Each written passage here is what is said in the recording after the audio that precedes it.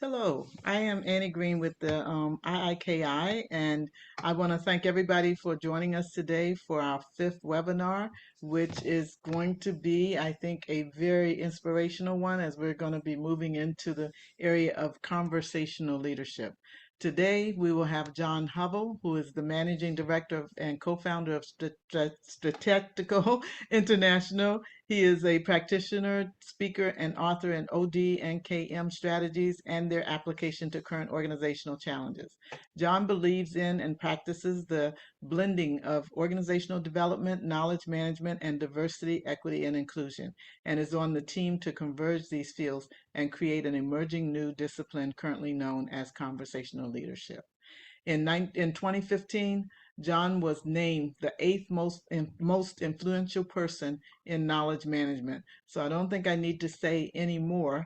And I think that this is going to be a very enjoyable session. I want to also remind you that if anyone has missed this session, we will be running them on YouTube as well so that we can get them to a wider audience. But right now, I'd like to turn it over to John. John, it's all yours. Thanks, Dr. Green. And yeah, it's interesting because I know we're recording, so I guess there's an audience that might watch this later, but I think most of us are IIKI, and then Candace, welcome. Candace, I'm kind of like, I think it's me and you having a chat. And then Rudy, I'm never quite sure. Is Rudy IIKI as well, or more like Candace and sort of honored guest? I'm IKI. Okay, so then see, we're IIKI and Candace. So yeah, I'm happy to keep this very informal, even though we're recording. I guess, Candace, is it helpful if I do share a couple of thoughts just to kind of share something and then we can turn it into a chat? Does that sound good? Yes, that'll be great. I think that's a good starting point. Thanks. Sure, sounds good. And I did, so thanks, Annie, for the words you shared there. I think I'll start sharing my screen. This is probably the one model that I would start with. So I'll come to that in a second, but as you're looking at it or as it comes up and loads on screen, Annie said it in the intro, what we're sort of thinking, and we realize that we're being a bit challenging here, somewhat on purpose. How would I want to say it today? I'll say that sort of the parents of conversational leadership are knowledge management, organization development, diversity, equity, and inclusion, and I would even include project management. So if I say a few words about that, one of the things we've noticed in not just those four disciplines or those four areas, but in many other areas as well. Even look at HR, finance, communication, strategic planning. If you look at sort of all of these groups, like get underneath their models and start looking at what are they trying to do. They're trying to have conversations. That's what they all have in common. So the idea is, what if we just shine a bright light on conversations as opposed to project management conversations, knowledge management conversations, OD conversations, performance conversations, crucial conversations, critical conversations, difficult conversations, right? Like, what if we just say conversations? All of them, I guess, writ large would be the language for that. So in conversational leadership, we are interested in all sort of conversational interactions. It doesn't just have to be difficult or challenging, or some people call them impossible conversations. Sure, that's one area of conversational leadership. We're also highly interested in talking about the weather, talking about your commute, talking about sports, right? Like, what movie do you want to go watch tonight, right? Like, conversations writ large, what do they look like? And so what's been surprising to us, even in partnership with communications folks and other fields that you would think would be so close to conversations, it seems as though we've stumbled upon something that really hasn't been focused on much.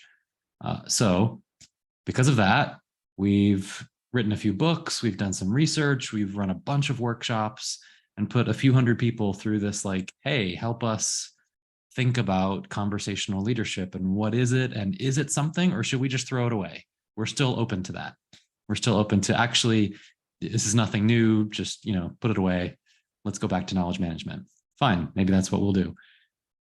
In all of those conversations and explorations and challenges to ourselves, this is the model so far we've settled on. And apologies, there's a little bit of like sticky notes and stuff around the side because it's a living model. We're trying to make changes to it all the time.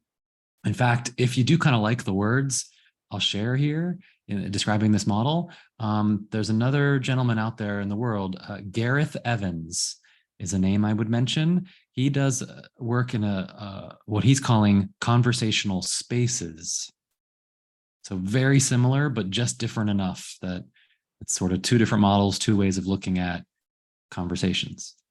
Okay, so then I'm about to step into the model, but let me give you or offer the three primary questions that drive conversational leadership. Question number one is, what is the conversation that we need to have right now? And that's honestly what I'd kind of like to do in this recording on this webinar in about 5 minutes from now. Let's all engage. Let's all unmute. I'll stop sharing my screen and let's figure out, let's practice conversational leadership. What is the conversation this group needs to have right now? Maybe it's about conversational leadership. Candace, you were talking about, Dr. Lewis's story thinking. Maybe we need to talk about story thinking. Maybe there's some problem one of us wants to share and explore together, right? That's what we mean. What is the conversation this group needs to have right now? That's question number one of conversational leadership. Question number two is, in what way do we need to have this conversation?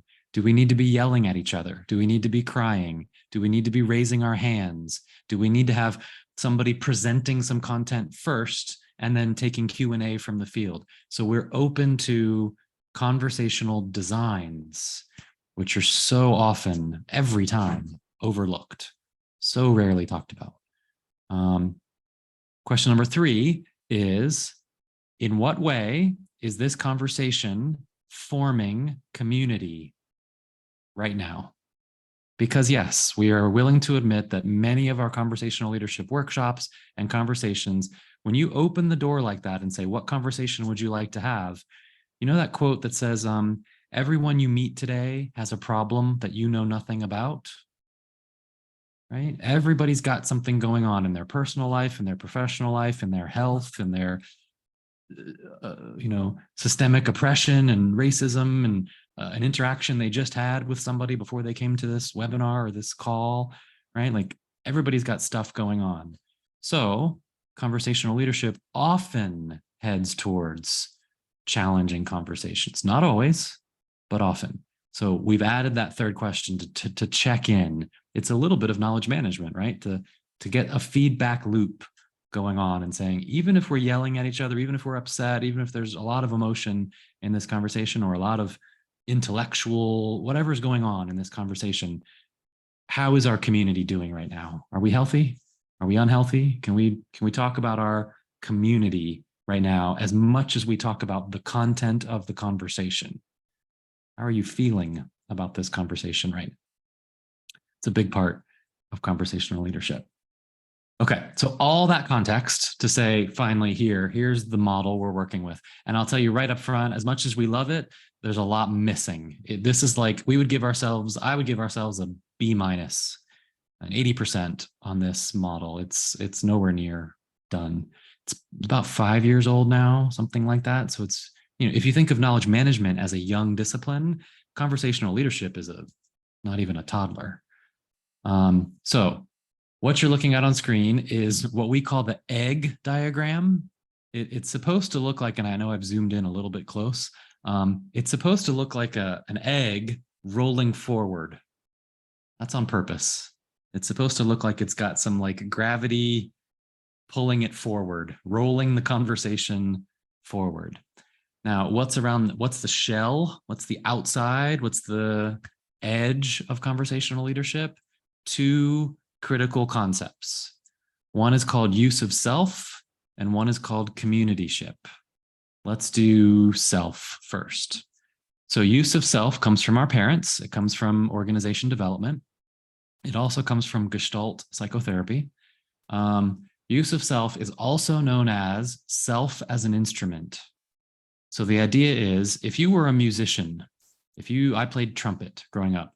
When I played trumpet for years and years and years, I had to learn the instrument, right? I had to learn to press the valves, how hard to blow, what type of mouthpiece to use, how to tune, how to release spit, how to clean it, how to, right, oil the valves. Like, you had to learn the instrument. And the more you learn about the instrument, the more you are in harmony with the instrument and can play the instrument.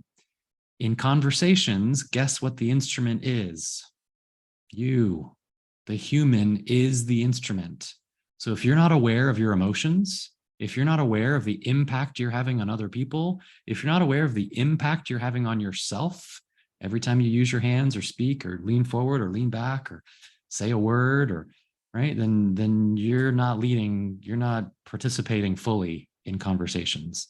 So just that use of self, just that in this whole busy model is massive.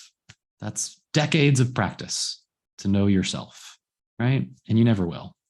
Okay, so use of self, self as an instrument. The other core concept is communityship. Love this one too. So Henry Mintzberg gets credit for this one.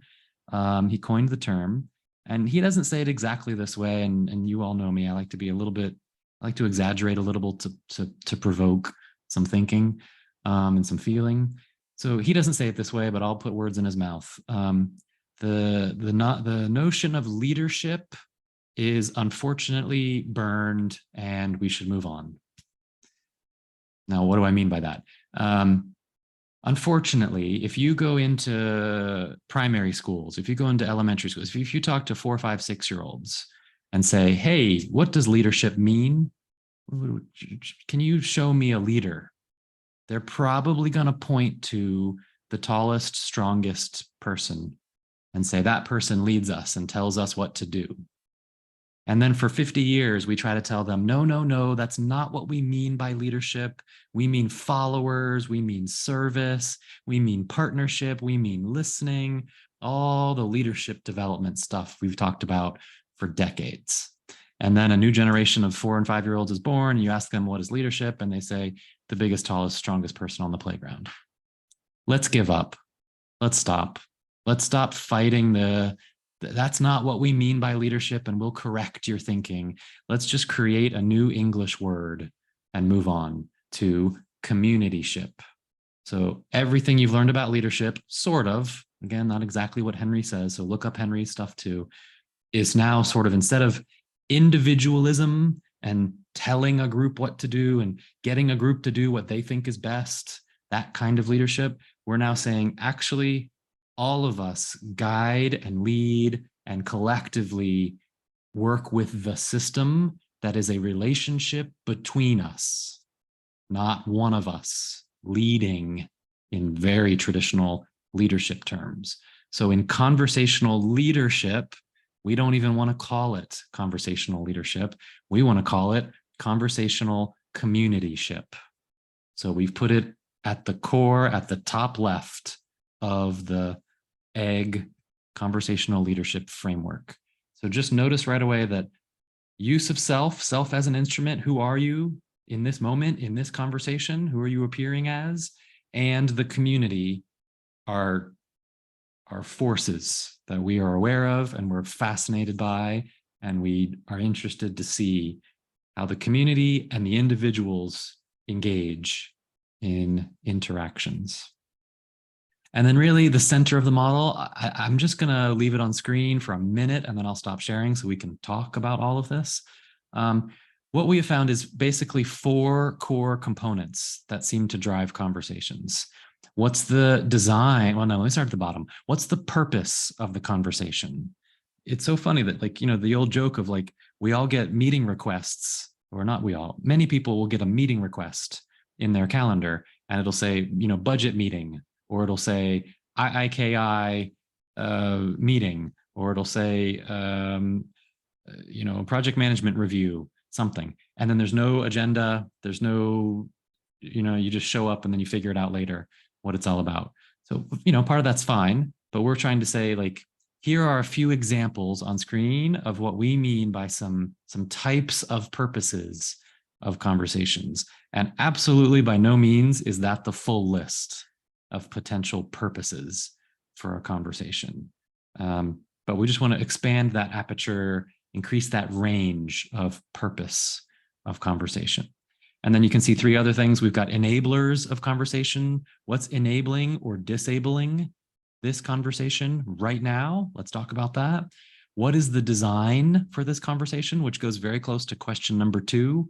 In what way will we have this conversation? Knowledge management and liberating structures come in beautifully. Same with organization development. Comes in beautifully to what's the design of this conversation. And then, so importantly, what is the context of this conversation? This one is way underestimated and way forgotten and overlooked. What is going on in this room right now with race? What is going on in this room right now with gender? What is going on in this room right now with videos on and videos off, right? Like, what is going on that's bigger than the words we're talking about? The communications people would call this discourse. What is the aggregate conversation that, whether you're willing to admit it or not, you are part of that conversation? Even if you're quiet in that conversation, you're complicit then with that bigger conversation, whether it's pandemic or racism or whatever, climate change, whatever is going on, that's sort of aggregate discourse currently, which will always change.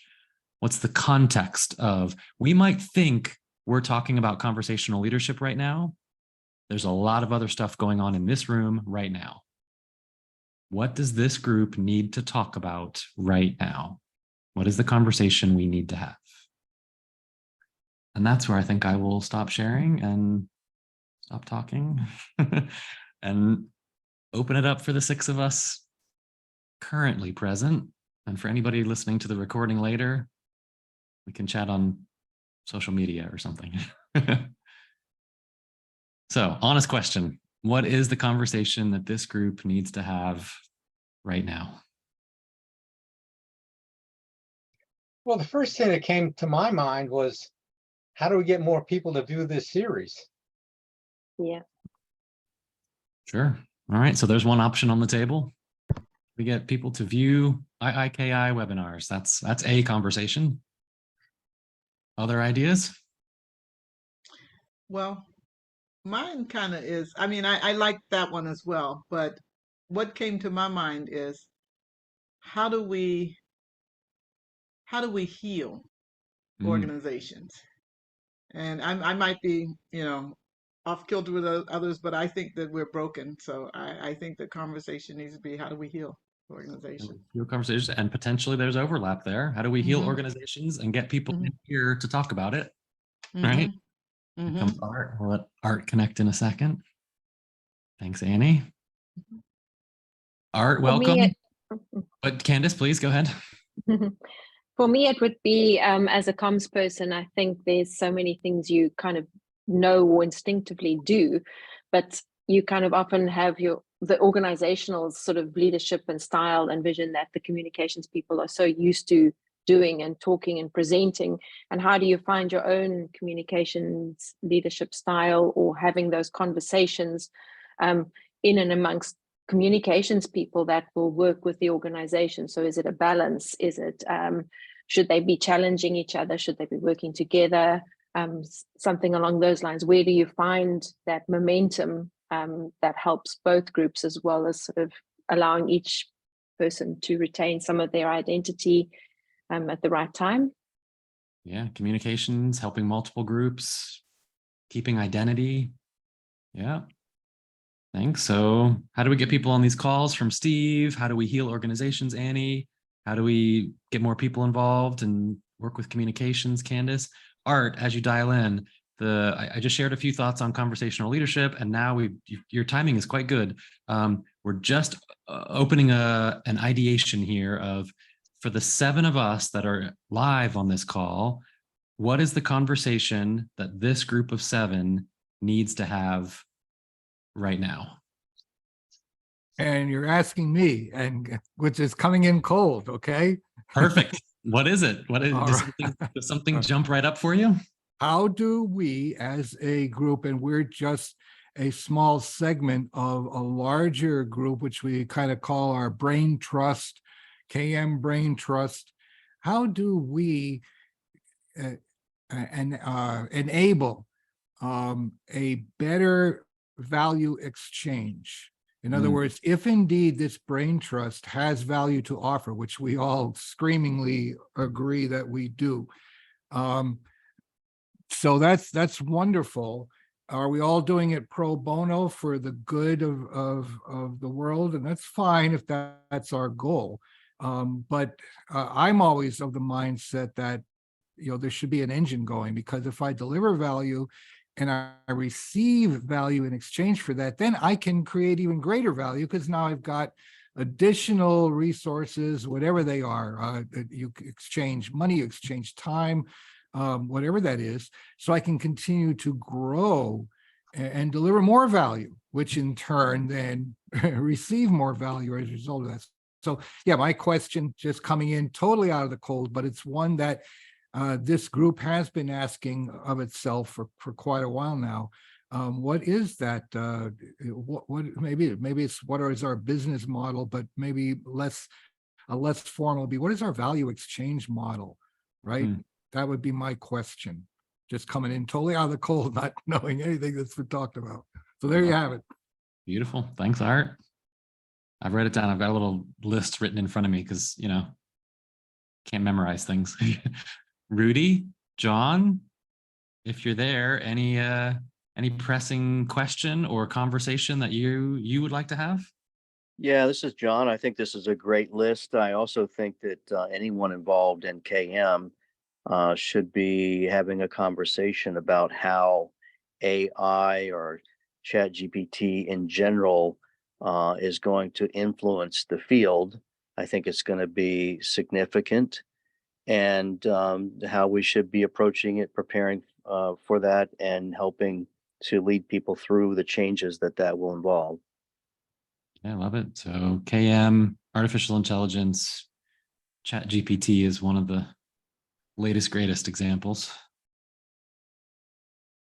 And then Rudy or I will, I'll suggest that for me, this is an oldie going back to when we were creating the IKI and when we still were teaching the subject of knowledge management at George Washington under Mike Stankowski and Art, myself, a great friend of ours, a guy named Calabrese was a wonderful contributor to it. And early on, the conversation for me was, I had already moved up for many years through many organizational improvement strategies, and I was now beginning to engage knowledge management, which took away my solid foundation of total quality management, which I had been teaching and doing for the federal government. And the question was, hey, what is this thing called knowledge, and why is it different than information? And I was always struck, and I had taught 4 of the 6 courses that we were using to teach the folks that signed up for the program. Let's move up to the level called knowledge. But something held me back, and I kept saying to myself, but the problem is not knowledge. The problem is who decides what knowledge is. And mostly the problem in this business is information. It's information sharing and management, and facts and non-facts. And we're in a morass in that world. This was a decade ago. We're in a morass of playing with information and what's intelligence and what's true and what's not true. And we're in the situation now where that's in spades. We don't know what's true from what's not true, and we don't even know how to decide it. Yeah. And so I was always interested, even though I moved into knowledge management and have actually implemented knowledge management strategies. The question is, how does that differentiate from information management and just good conversation? How do I actually step up to the deck that says knowledge management? We know this is really knowledge we are sharing, not just a lot of opinion irrelevant factors. And if anything's ever take this to the end, is where we are right now politically, where we are now in a world where nothing can be trusted from anybody because everything can be falsified. And then comes AI, which promises we will falsify everything and no one will ever know anything for sure. And I'll stop right there. Yeah, it's beautiful. So that leads us then to the second, right? So the first question in conversational leadership is, what's the conversation that this group needs to have right now? And I wrote down everything because, I wasn't going to be able to remember it all. And as you were talking, Rudy, I noticed 3 patterns. So 2 people talked about how does IIKI grow and receive value, and how does it get more people on these webinars? So there's like an IIKI conversation we could have. 2 people, and these are a little bit of a stretch, but how do we heal organizations? And then Candace, yours like communications, get more people, keep our identity. I kind of put communications and healing organizations. It's a stretch, but together. And then, John and Rudy, you both talked about knowledge management. So artificial intelligence, ChatGPT, KM versus IM, true, not true, politics. So remember question number 2 of conversational leadership. In what way do we have this conversation? So the obvious, easy way that every conversation is I just mirrored that back to you. And now I can just say, keep going. What do you want to talk about? And you know what's going to happen? Like one of those 3 camps is going to speak up first. That camp is going to take over the conversation. And the other 2 camps are going to be like, this is what happens in conversations. So I propose a different design for you. I know there's only like 6 or 7 of us on the call. What if we opened 3 breakouts? And one breakout was about IIKI, one breakout was about KM, and one breakout was about organizations and communication, healing organizations and communications. And then you could choose.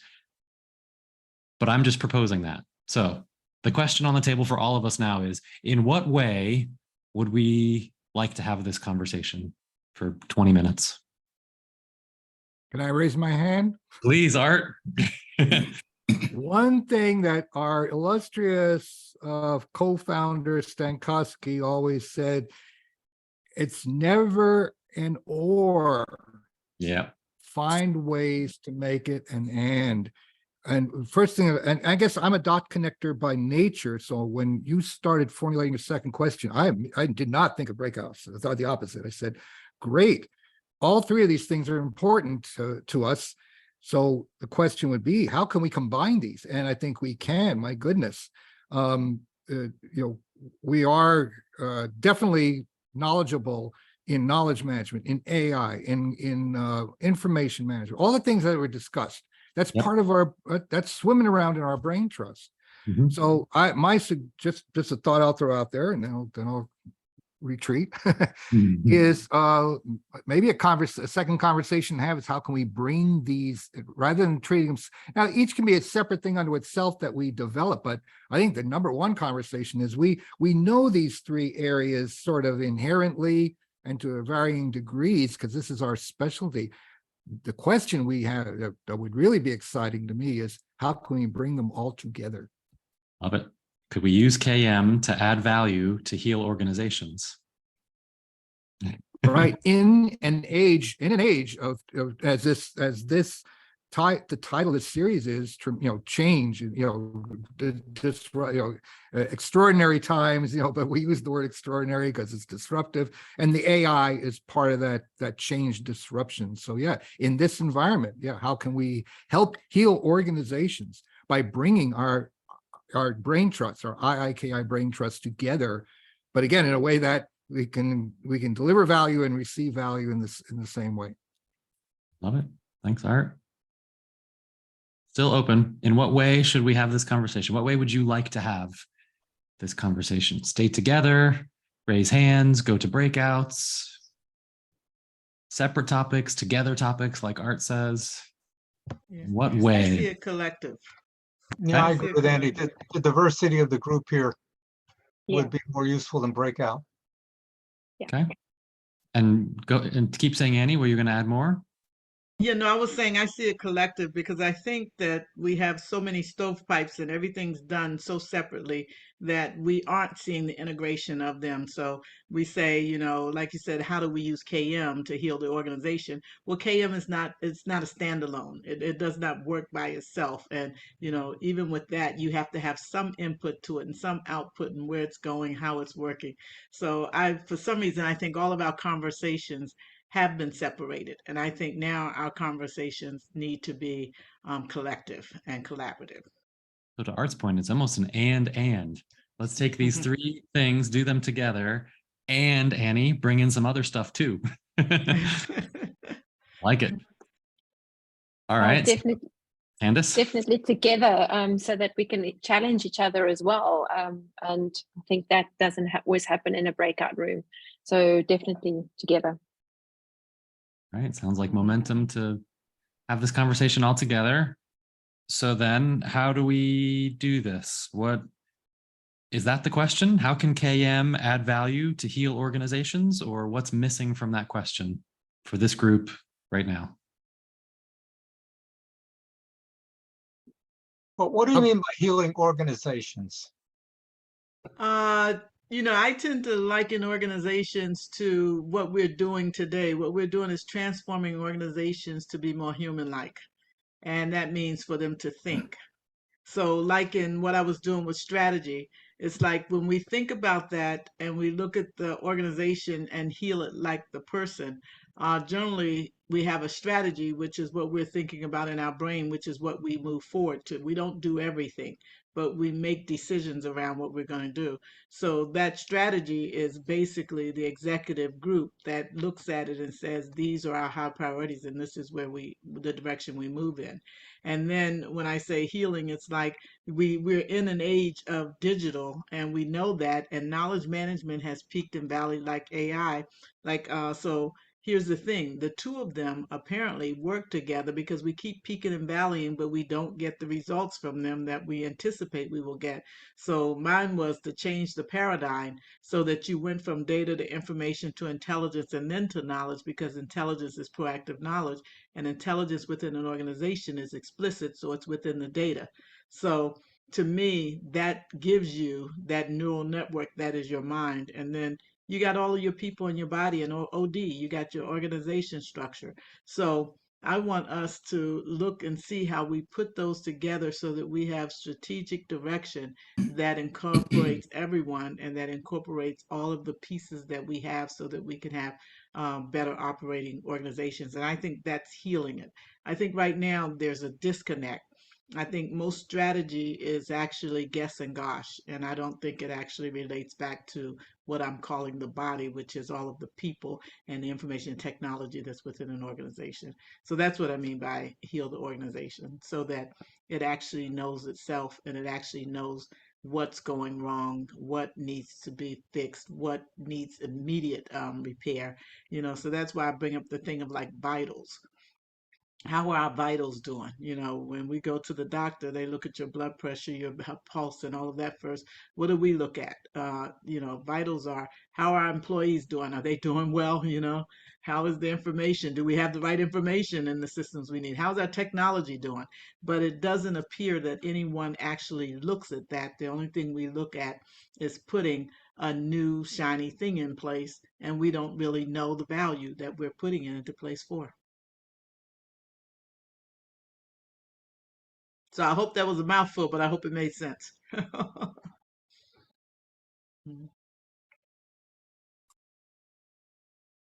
Quiet.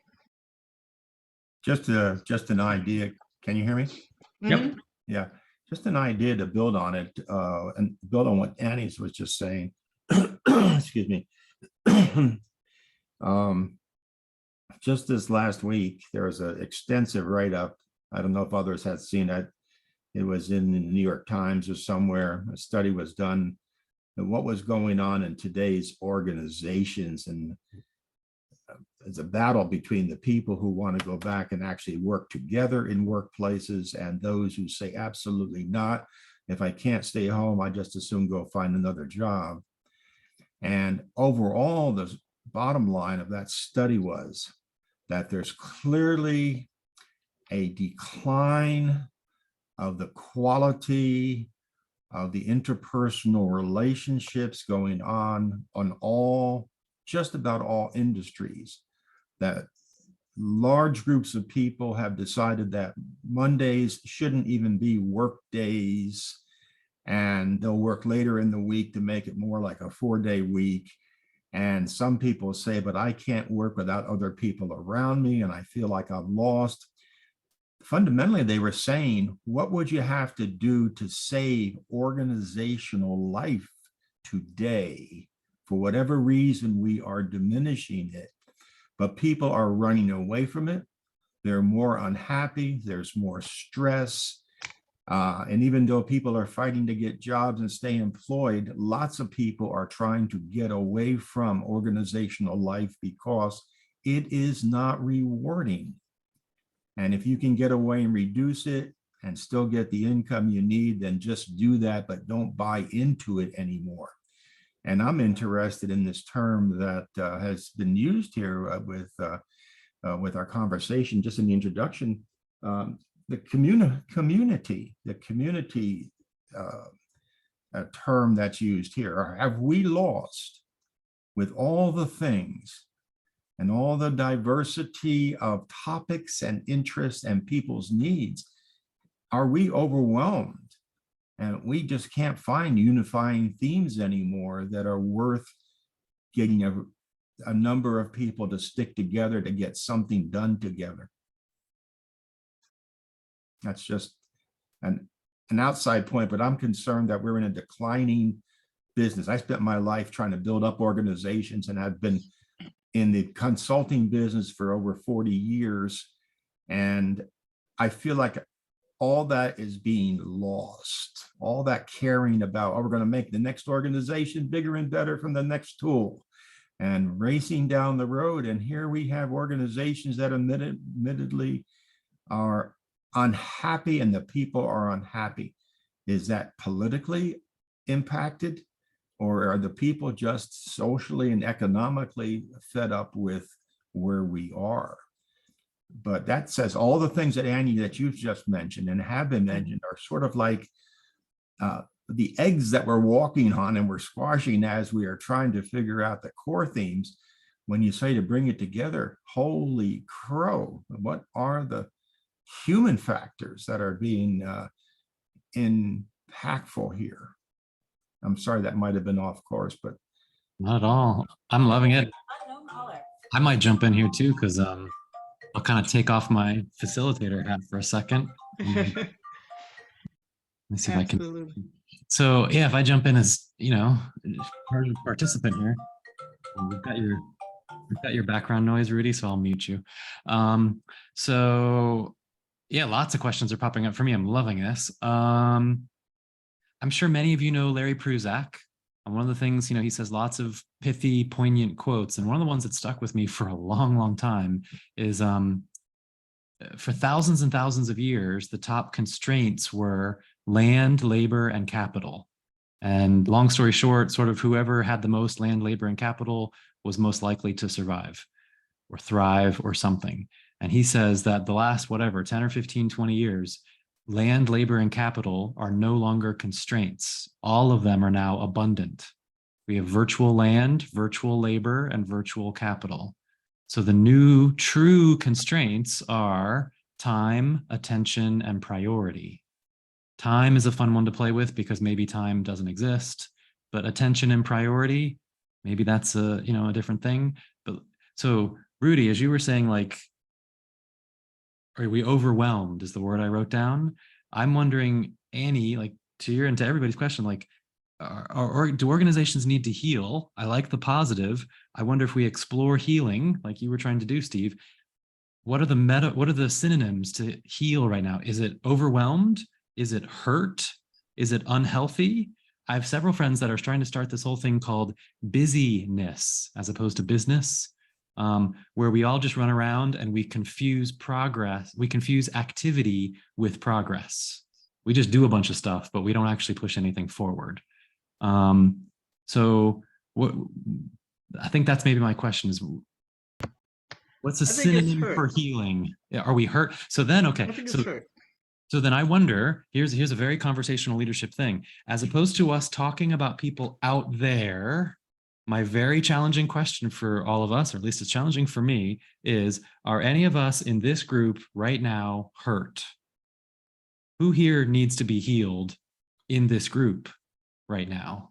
Because that's where we can now really kind of get into, here's how I'm hurt, because here, so I'll try and jump in with myself, and now I'm talking too much, but I don't feel hurt.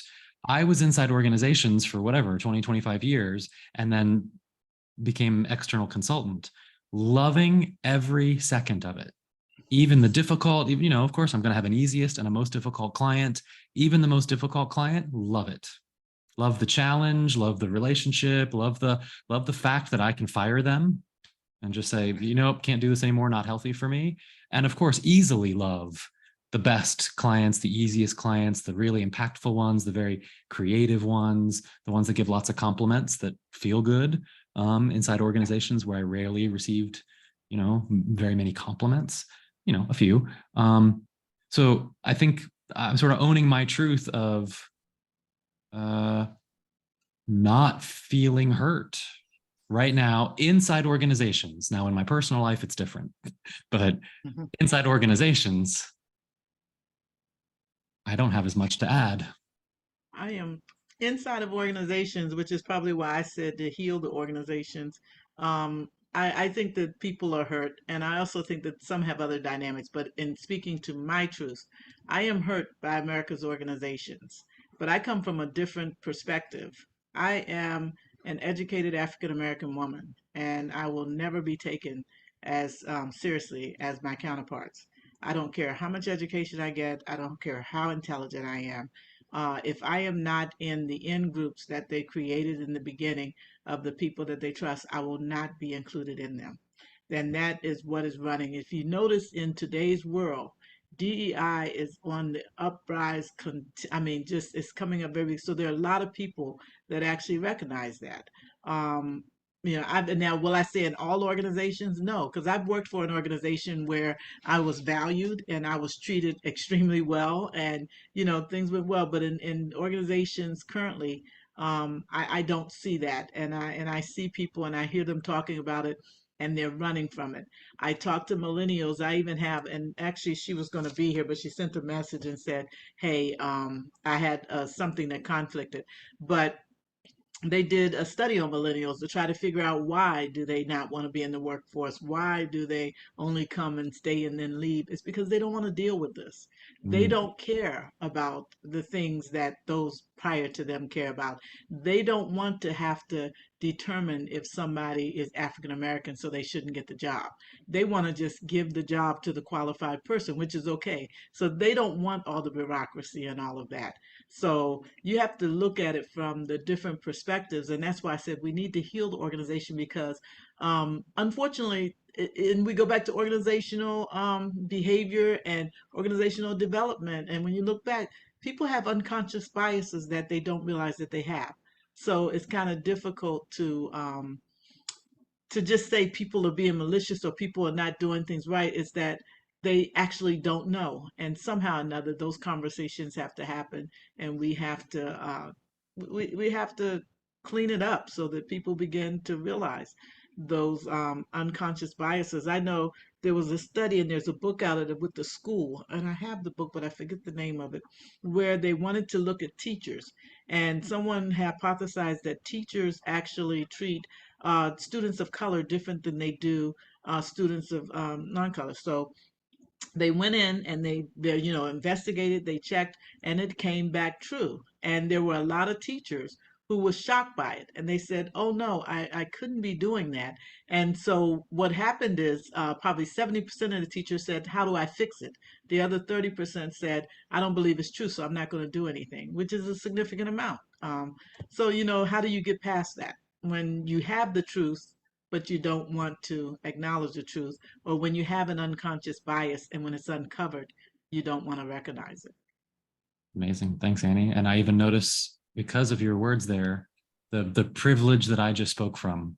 So a huge thank you. Mm. Yeah, I'll comment, Annie.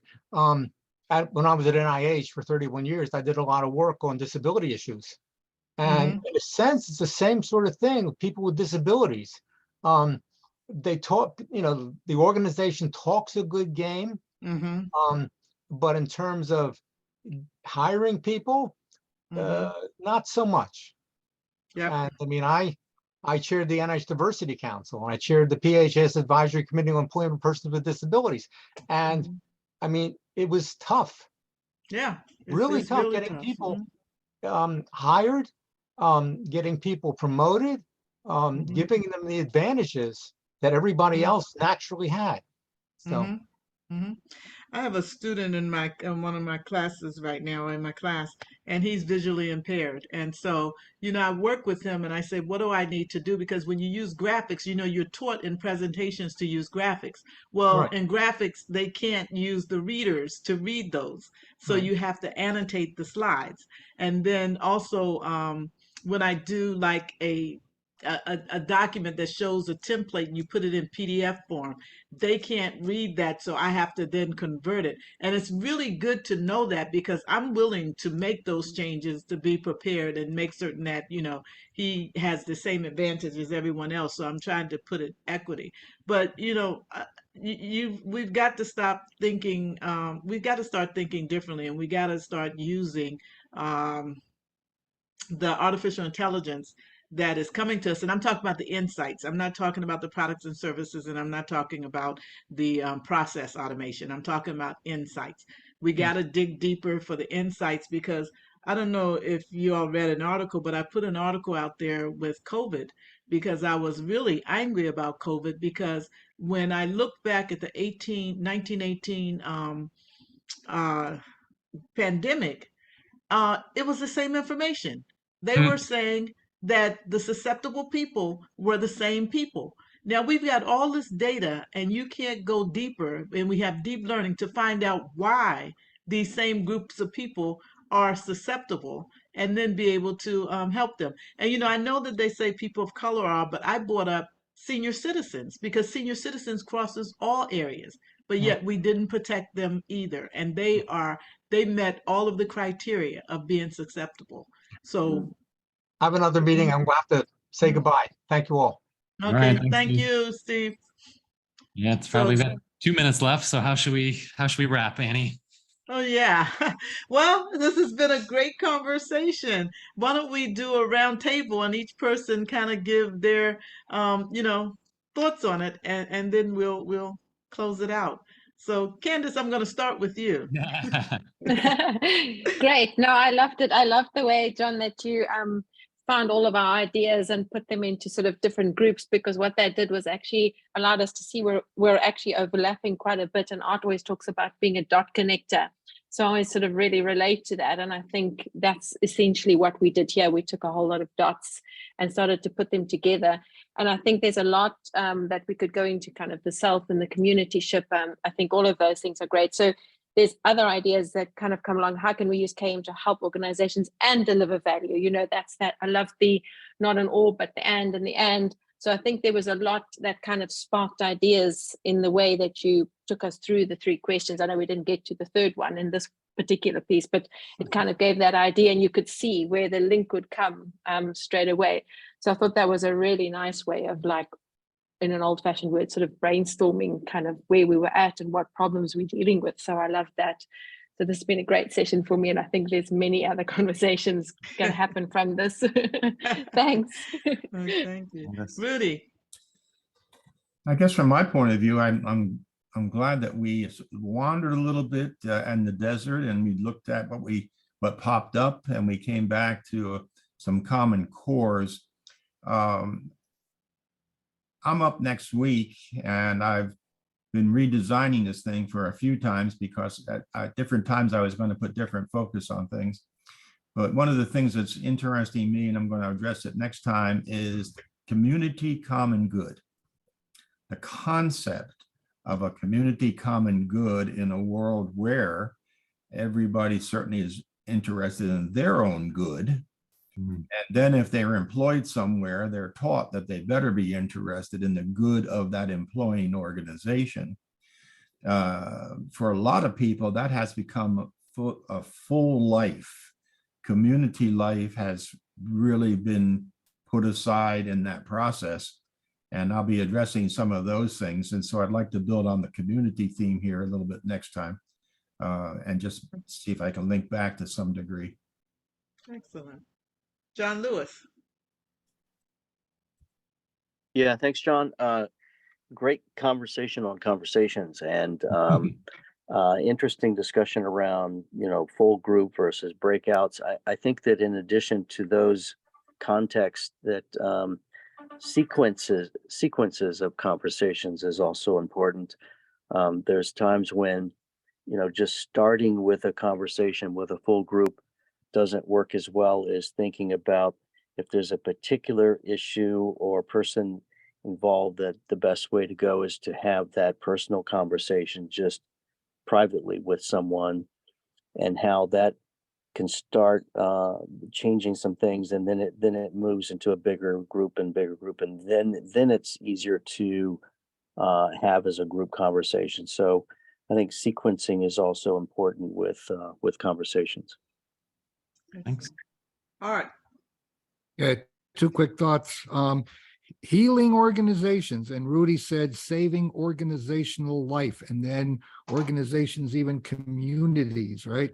So that might be a hint of our third series, right? This is our second series. So this some kind of bookmark that, because I think we could easily put together 8 sessions on that particular theme. If I put, although then we talked about so when you're healing, when you go to a doctor, right, everybody's different, right? Everybody's got a different ailment, and the doctor is going to do some kind of exam. So putting our consultant's hat on, we've talked a little bit about kinds of things that are bugging us, or places that we feel hurt, or maybe there's energy draining things that are going on in organizations, and they're energy uplifting. So how about just a thought as consultants, put our consultants hats on, and maybe somehow prior to putting together a series, if we do that, a diagnostic. What's hurting you? Where are you hurting in your organization? What parts of your organization are deficient? Or what's scaring you? Whether it may not be a hurt, it may be fear, fear of the unknown, or fear of what's coming. So just a thought there. Good topic maybe for future work and future series, and maybe leading and finding out, taking the pulse of our audience before we dive into what is important to us. Find out from our audience in the form of a diagnostic or a survey or whatever, what is hurting in there, and in personally, organizational, and community wise. Nice. Okay. John, what's your last words? John. Oh yeah, like I really appreciate this. Appreciate all of you being here and some time. And I think this has been impactful for me, especially thanks to Annie, but Art and Rudy and John and Candace, thanks so much. I think I felt, you begin to know like the provocativeness I like to do, and I often do that because it sparks emotion and thinking for me. And when I was sharing, and then Annie, your response to it, I think the learning for me was that the selfishness, the blinders I have of, if I don't feel pain in organizations because I'm external, doesn't mean there isn't organizational pain and I'm not part of it, even if I don't feel it, which is kind of huge for me. So a big thank you, Annie. And Art, you just said it too in different words, where you're like, there's individual pain, there's group pain, there's community pain, there's organizational pain or hurt or healing. So yeah, kind of huge. Thank you all. Wow. This has been an absolutely wonderful conversation. Have enjoyed it, and I hope that we'll be ready for the next one, which will be Dr. Rudy Garrity. But I think that we may not have had as many people here, but it was really one that we will share, and I think a lot of people will gain value from listening to this. So it will be on YouTube, and the series will come out so that it will be available for those to listen. And with that, I'd like to say thank you for coming, and have a wonderful day. Thank Thank you you. very much. Thanks very much. That was great. Thanks.